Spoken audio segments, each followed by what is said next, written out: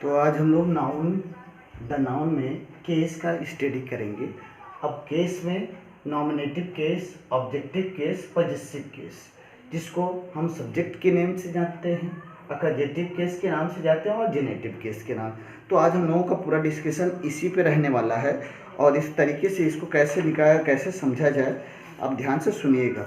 देखिए, पहले हम डिस्कस करेंगे नॉमिनेटिव होता क्या है, फिर ऑब्जेक्टिव, फिर पजेसिव केस के बारे में। देखिए, तो जैसे सेंटेंस, मान लीजिए कोई सेंटेंस है, या पहले इसको मैं एक्सप्लेन कर दे रहा हूँ, इसके बारे में मैं बता रहा हूँ आपको। देखिए, when a noun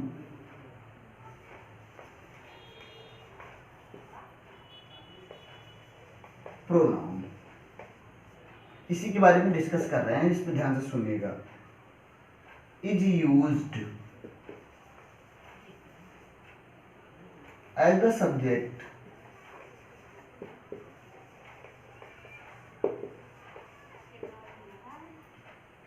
of a verb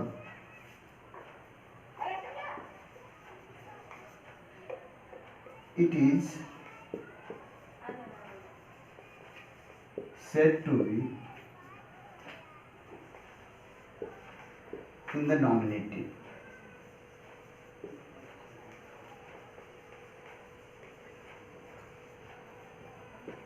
अब ये आपका इतना इसके बारे में है।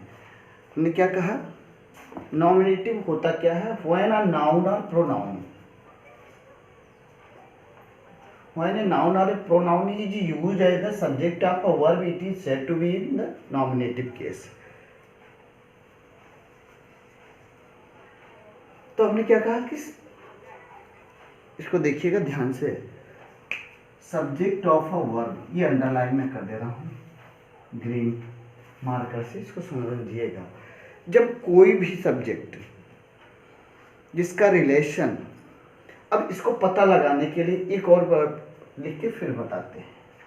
जैसे अगर नॉमिनेटिव को पता लगाना है तो यू पुट द क्वेश्चन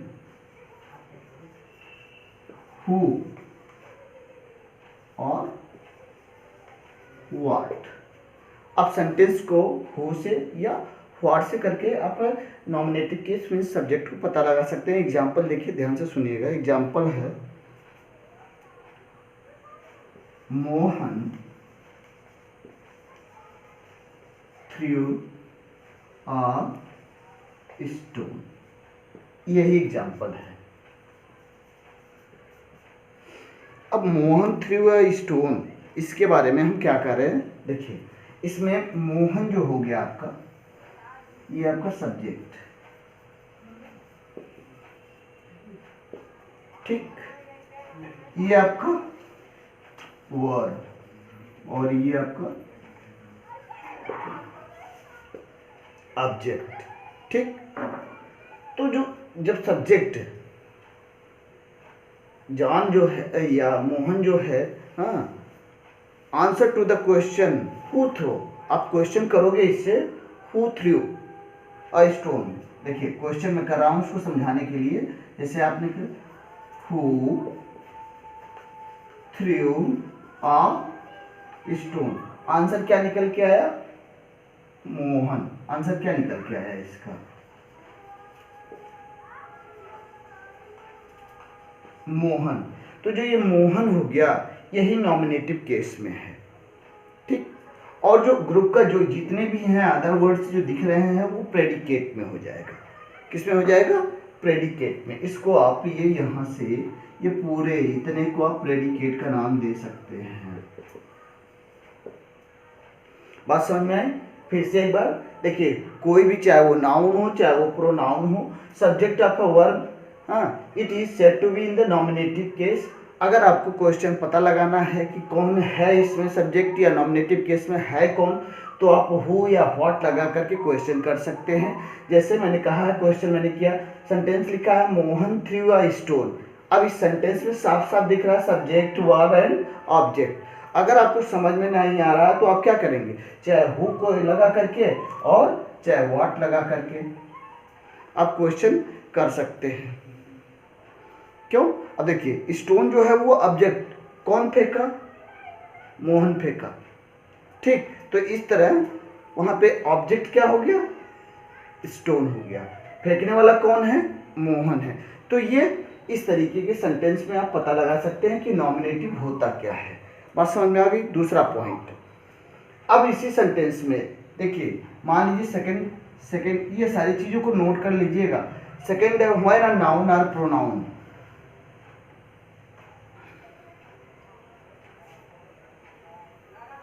अभी हम इसी की बात कर रहे हैं।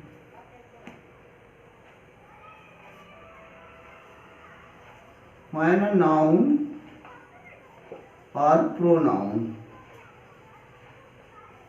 ठीक, व्हेन अ नाउन और pronoun is used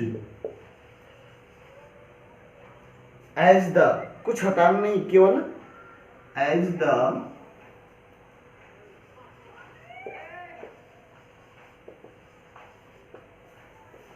object of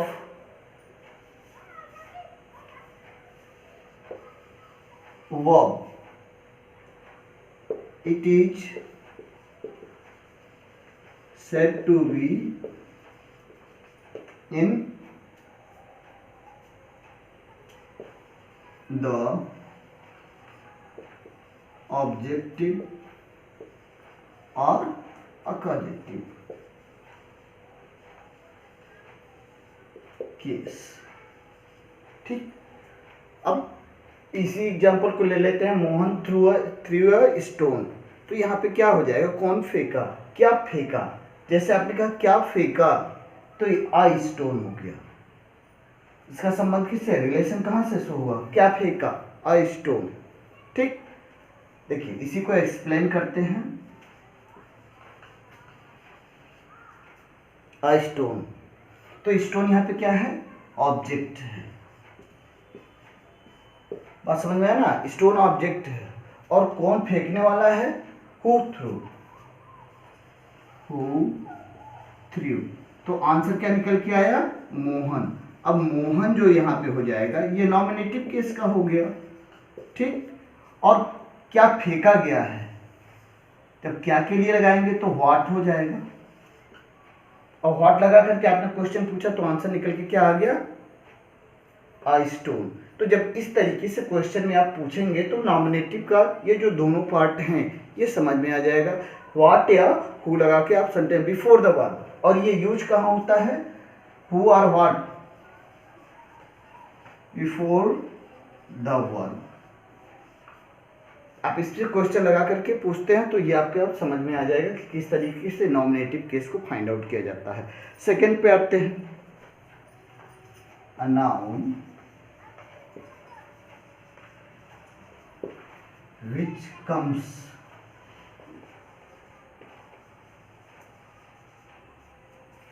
after a preposition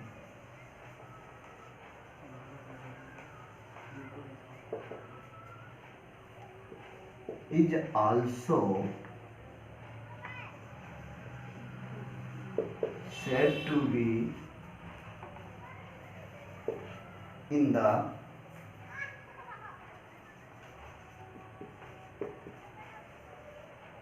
accusative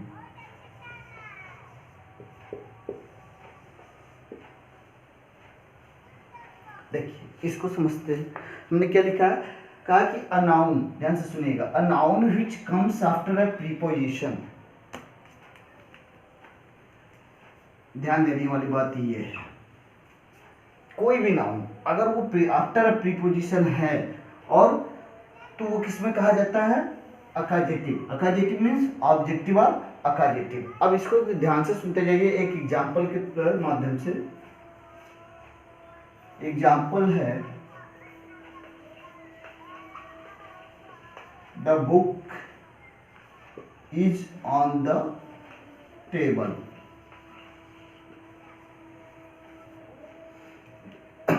अब इस पे ध्यान से सुनने वाली बात है।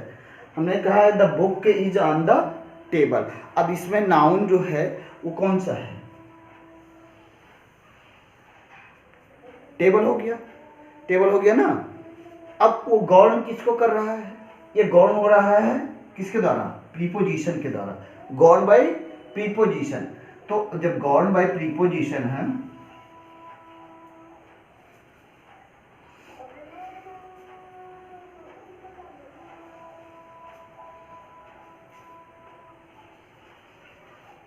गवर्न बाय प्रीपोजिशन, देखिए ये टेबल क्या है, नाउन है, और नाउन किससे इसका रिलेशन है, आंसर गवर्न बाय प्रीपोजिशन। तो जब इस तरीके का सेंटेंस आ जाएगा तब भी आप क्या कह सकते हैं कि वो किसका है, अकाजेटिव मीन्स ऑब्जेक्टिव केस का। समझ में आ गया? आइए एक और सेंटेंस आपको समझाते हैं।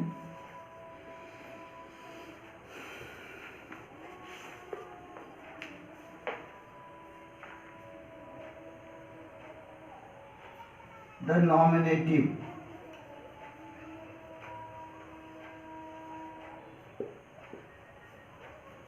generally comes before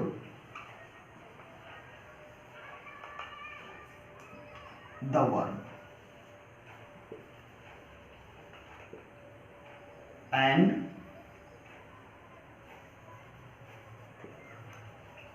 the accusative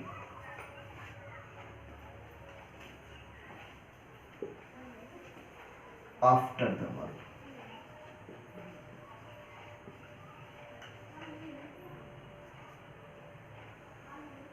अब देखिए सेंटेंस ध्यान से सुनिएगा। इस पे सेंटेंस हमने क्या लिखा है, ये दोनों को डिफाइन करने के लिए हमने कहा कि जो नॉमिनेटिव है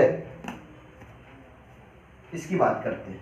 nominative generally comes before the verb, ये पहचानने के लिए कि इस तरीके से आप फाइंड आउट करोगे नॉमिनेटिव को। अक्सर जब भी वो हमेशा की बात कर रहे हैं, ये वर्ब से पहले, और अकाजेटिव क्या होता है, आफ्टर द वर्ब। सेंटेंस देखिए, सेंटेंस दिया है हरी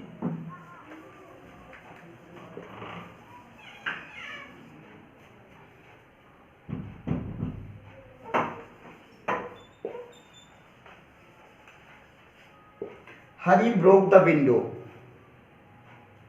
अब यहां पे ध्यान से सुनने वाली बात है, हरी ब्रोक द विंडो। दूसरा एक देते हैं इसी पे, द विंडो was broken। अब इसमें देखिए ये क्या हो जाएगा, ये ऑब्जेक्ट हो गया, और ये क्या हो गया, ये सब्जेक्ट हो गया।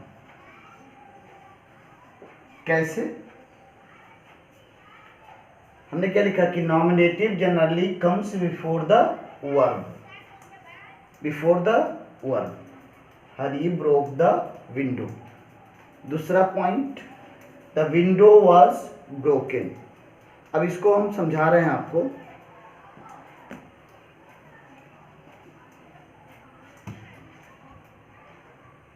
अच्छा लगता है पॉइंट से किए थे तो ही पीछे गया ऐसे ही।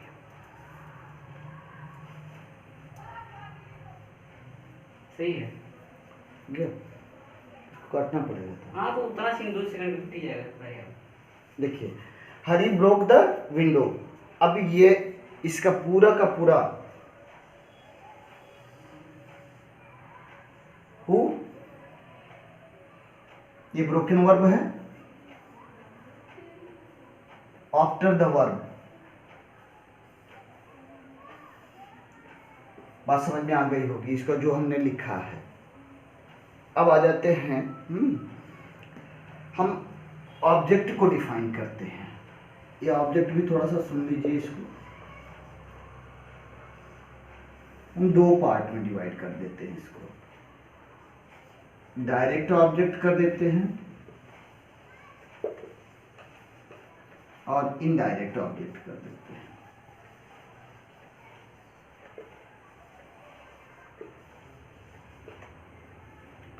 ठीक। अच्छा, डायरेक्ट ऑब्जेक्ट क्या होता है और इनडायरेक्ट ऑब्जेक्ट क्या होता है? तो देखिए डायरेक्ट, जैसे हम ये कहें कि Ram gave a ball, Ram gave a ball. यहां इससे सुनिएगा example, Ram gave a ball. अब देखिए राम गेव अ बॉल, अब बॉल की बात आ गई तो देखिए ये ऑब्जेक्ट की प्लेस पे है। तो एक अपनी भाषा जो मैं यूज करता हूँ बच्चों को समझाने के लिए, इसको हम ले लेते हैं नॉन लिविंग। ये समझाने के लिए केवल है, इसको रूल पैटर्न ना समझेंगे। और ये देखिए ये लिविंग कर लेते हैं, ये लिविंग की बात। जैसे जब पजेसिव एडजेक्टिव जैसे हिज, जितने भी रहेंगे अभी मैं उसको एक्सप्लेन कर रहा हूँ, फिर अभी समझा रहा हूँ, पहले इसको समझ लीजिए। तो राम गेव अ बॉल, अब ये जो बॉल हो गया वो कहाँ आएगा, वो डायरेक्ट ऑब्जेक्ट में आएगा। किस में आएगा, डायरेक्ट ऑब्जेक्ट में। दूसरा पॉइंट राम गेव, इसी पे राम गेव क्या, हरी,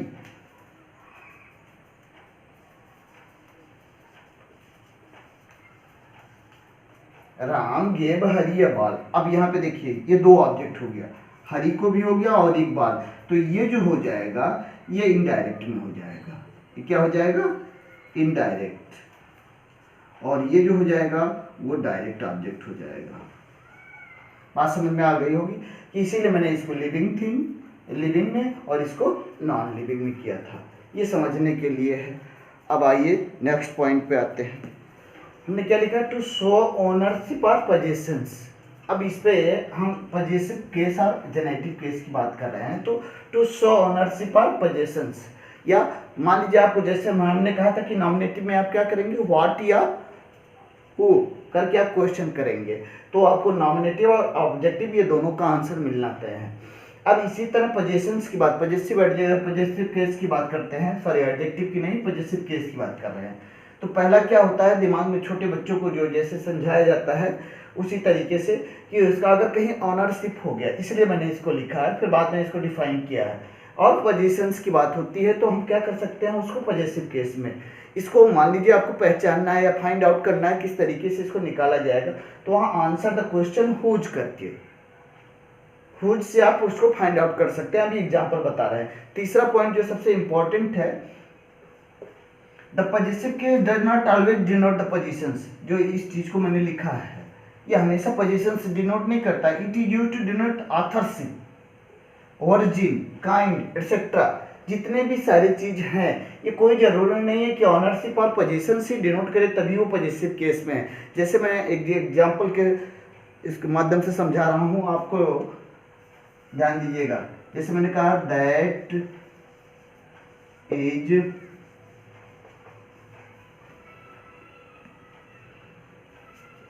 रामाज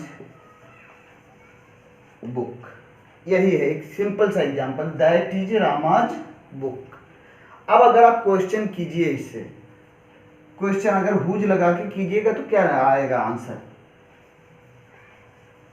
आपने क्या किया, हुज कर दिया। अब हुज के बाद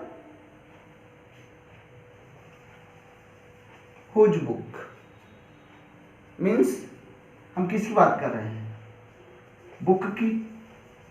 और ये किससे बिलोंग कर रहा है, किससे बिलोंग कर रहा है, बिलोंगिंग टू राम। बात समझ में आया ना।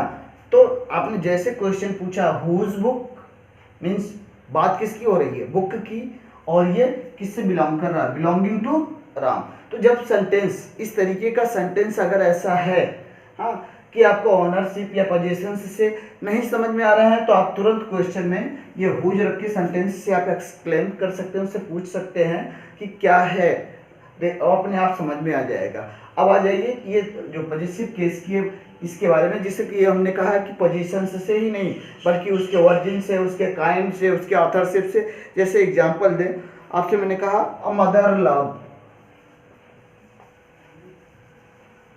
अ मदर्स लव। अब इसको अगर डिफाइन करना है तो क्या लिखा जाएगा, देखिए the love felt by a mother. हमने लिखा शेक्सपियर्स प्ले,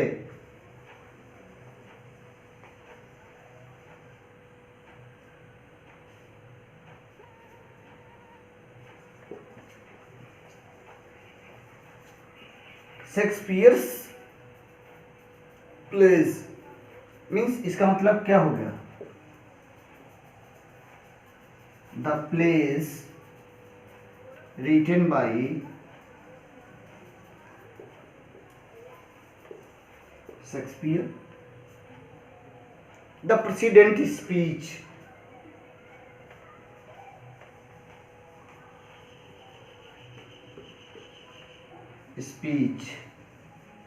क्या हो जाएगा, द स्पीच डिजर्व बाई या delivered by the speech delivered by the president. तो इस तरीके से इस पे ये फॉलो करता है, आ समझ में, इस तरीके से सेंटेंस आप उसको समझ सकते हैं और प्रैक्टिस करेंगे तो फिर बहुत आसान हो जाएगा। अब आ जाइए बात करते हैं हम लोग फॉर्मेशन ऑफ पॉजेसिव केस, किस तरीके से हम उसका फॉर्मेशन करेंगे इस पे हम समझा रहे हैं आपको। तो फॉर्मेशन ऑफ पॉजेसिव केस, अब इसमें ये बनता कैसे है, फॉर्मेशन इसका होता कैसे है, इसको ध्यान से तो डिटेल में इसको स्टडी करवा रहे हैं एकदम बिल्कुल 1 by 1 आप इसको देखते जाइएगा। पहला क्या है, हमने क्या लिखा कि when the noun is singular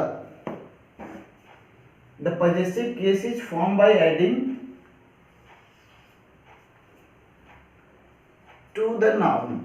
अगर देखिए ध्यान से सुनिएगा, अगर कहीं आपको सिंगुलर नंबर का नाउन मिल जा रहा है, सिंगुलर नंबर तो मैंने इसको एक्सप्लेन किया है कि सिंगुलर नंबर क्या होता है, मीन्स ओनली वन।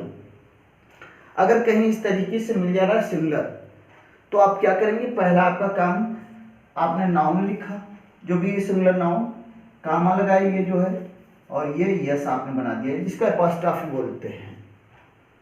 जब भी कभी सिंगुलर है तो आप एपॉस्ट्रॉफी लगा करके निकल जाएंगे, the Kings crown, the girls bag, ठीक, पहला पॉइंट।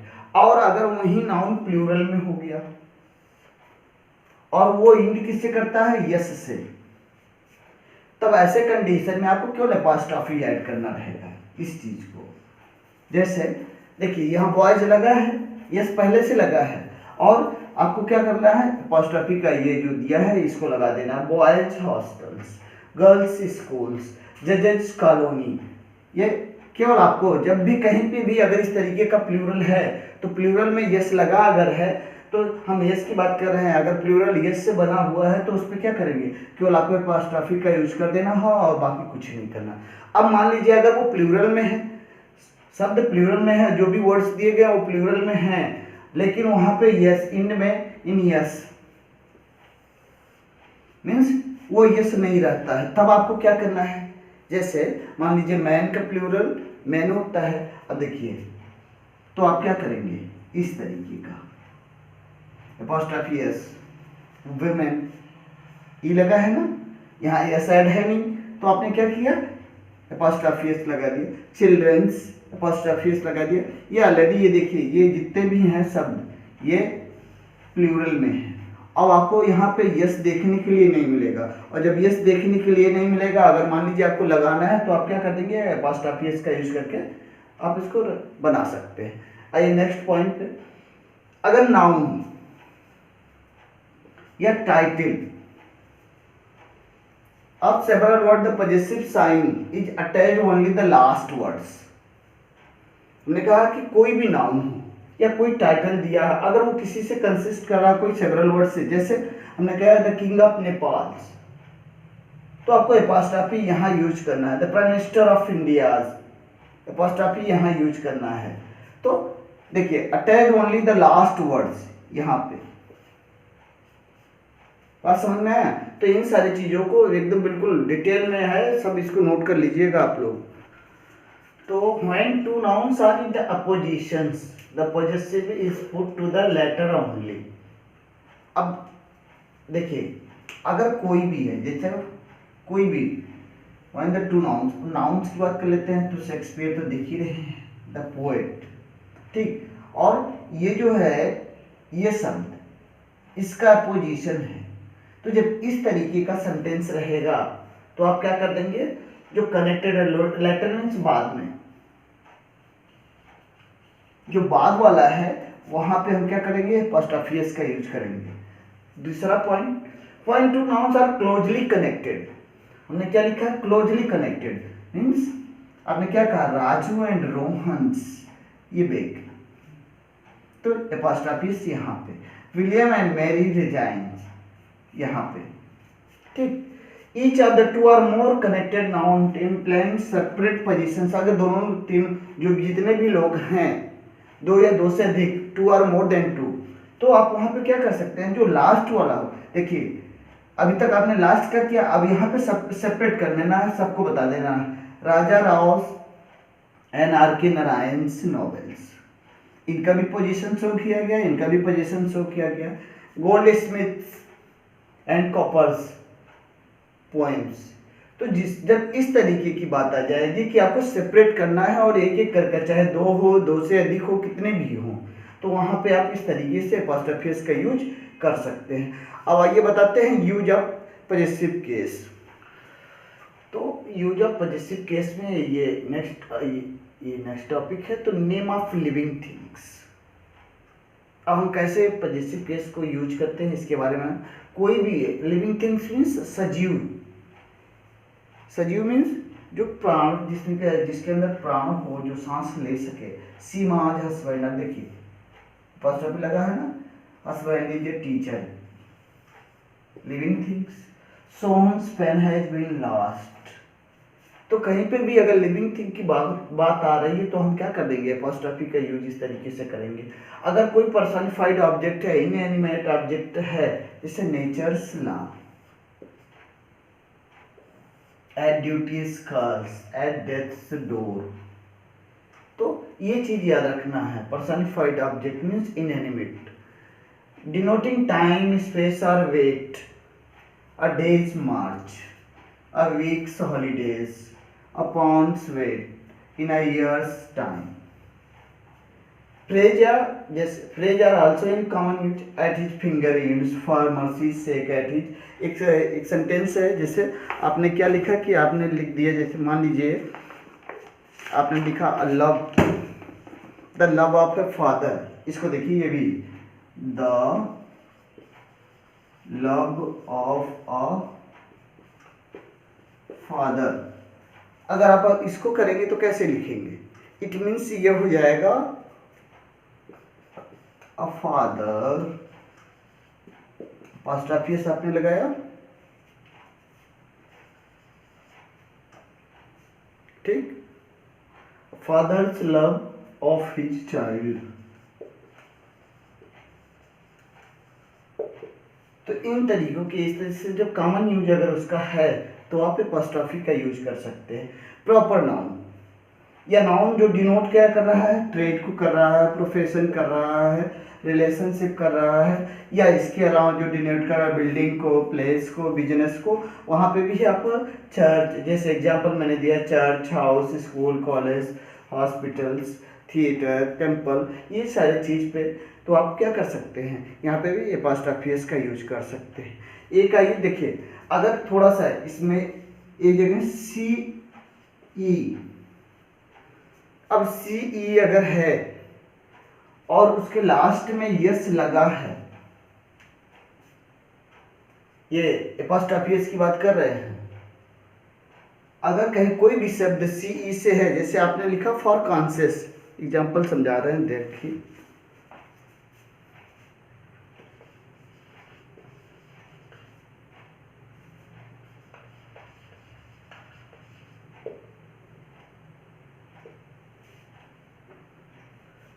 अब ये नाउन चुकी, और नाउन के लास्ट में देख लीजिएगा ये सी ई दिया है ना, तो यहाँ पे यस हो, या इसके अंत में अगर इसके लास्ट में सेक शब्द दिया हो, सेक, तो ऐसे में एपोस्ट्रोफी यस नहीं लगाते हैं।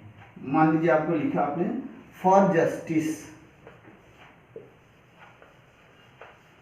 देखिए जस्टिस हो गया ना, अब यहाँ पे सी दिया है कि नहीं, तो आपको यहाँ पे यस, ये जो एपोस्ट्रोफिस है इसको नहीं लगाना है, फॉर जस्टिस से मीन्स जहां सेक शब्द आ जा रहा है और सी ई दिया है वहां पे आपको एपोस्ट्रोफी का यूज नहीं करना है, केवल ये जो यस नहीं लगाना है, बल्कि एपोस्ट्रोफी लगा दे के छोड़ देंगे।